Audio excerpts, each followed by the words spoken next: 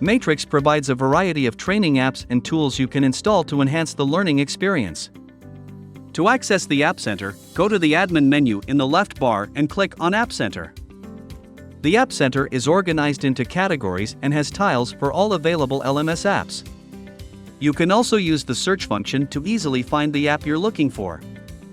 Once you find the app of your choice, press the Install button. If you want to learn more about the app before installing it, you can press the Help button, and a pop-up from the Help Center with more information will open. This is also where you can start configuring the apps you install. To do that, press the cog button and start setting up your app.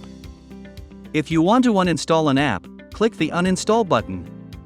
The change is immediate. As an admin, you can see an overview of all the apps you have installed.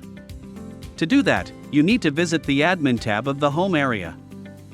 Now you know how to install, uninstall, and configure apps in MATRIX. Sign up today for our MATRIX free trial and join our millions of happy users.